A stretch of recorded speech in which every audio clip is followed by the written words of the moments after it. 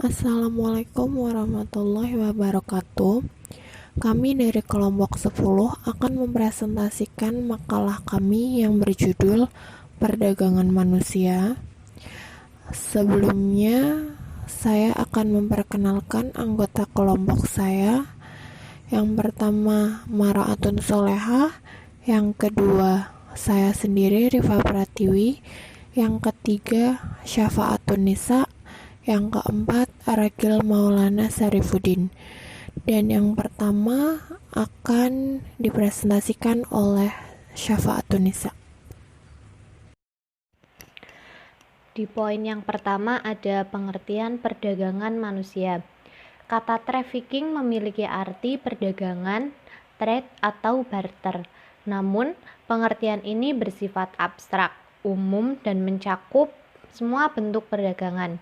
Definisi mengenai perdagangan manusia dalam pasal 3 Persatuan Bangsa-Bangsa menyatakan bahwa perdagangan manusia merupakan perekrutan, pengiriman, pemindahan, penampungan, atau penerimaan individu disertai dengan ancaman dan kekerasan atau bentuk pemaksaan lain seperti penculikan, penipuan, kecurangan, penyalahgunaan kekuasaan, ataupun memberi maupun menerima bayaran atau memperoleh izin dari orang yang memiliki wewenang atas orang lain dengan tujuan eksploitasi. Di poin yang pertama ada pengertian perdagangan manusia. Kata trafficking memiliki arti perdagangan, trade atau barter. Namun, pengertian ini bersifat abstrak, umum, dan mencakup semua bentuk perdagangan. Definisi mengenai perdagangan manusia dalam pasal 3 Persatuan Bangsa-Bangsa menyatakan bahwa perdagangan manusia merupakan perekrutan, pengiriman, pemindahan, penampungan, atau penerimaan individu disertai dengan ancaman dan kekerasan atau bentuk pemaksaan lain seperti penculikan, penipuan, kecurangan, penyalahgunaan kekuasaan, ataupun memberi maupun menerima bayaran atau memperoleh izin dari orang yang memiliki wewenang atas orang lain dengan tujuan eksploitasi. Faktor penyebab terjadinya perdagangan manusia. Pertama, faktor ekonomi. Beberapa motif perdagangan manusia biasanya dari sistem ekonomi. Terjelit hutang, banyak hasrat ingin cepat kaya, mencorong semua orang untuk melakukan tindak tersebut. Faktor kedua, faktor ekologis. Faktor ketiga, faktor rendahnya pendidikan. Pendidikan menjadi penting untuk menunjukkan kualitas seseorang. Pendidikan yang meneladani tentunya akan membantu masyarakat agar tidak terjebak dalam kasus perdagangan manusia.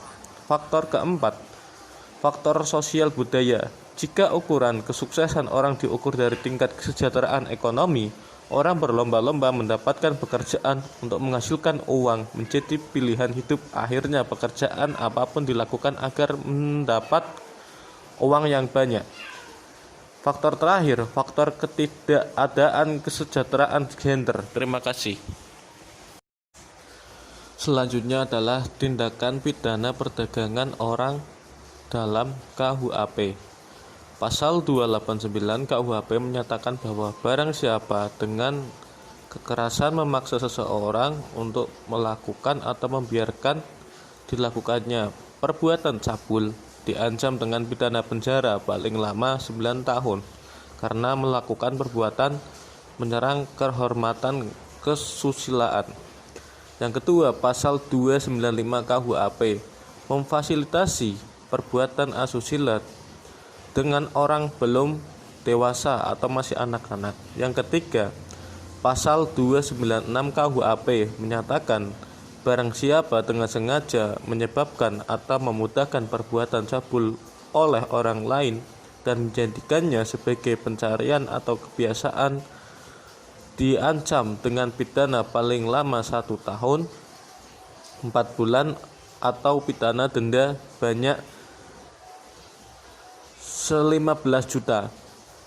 Pasal keempat, 297 KUHP menyatakan perdagangan perempuanan dan perdagangan laki-laki yang belum dewasa diancam dengan pidana penjara paling lama 6 tahun.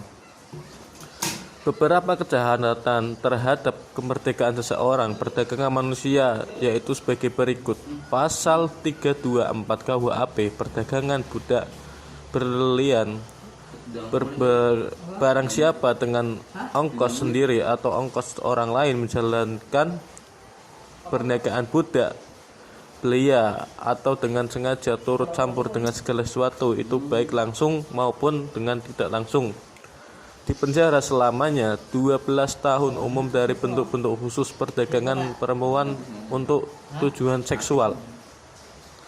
Pasal 332 KUHP melarikan perempuan dihukum karena melarikan perempuan dihukum dengan hukuman penjara selama 7 tahun barang siapa melarikan perempuan yang belum dewasa tidak dengan kemauan orang tua atau walinya, tetapi dengan kemauan perempuan itu sendiri dengan maksudnya mempunyai perempuan itu dengan baik menikah maupun tidak dengan menikah. Pasal yang terakhir, pasal 506 KUHP, barang siapa sebagai mucikari mengambil untung dari pelacur perempuan dihukum selamanya. Terima kasih dari saya. Sekian pemaparan kami mengenai perdagangan manusia. Kurang lebihnya mohon maaf. Wassalamualaikum warahmatullahi wabarakatuh.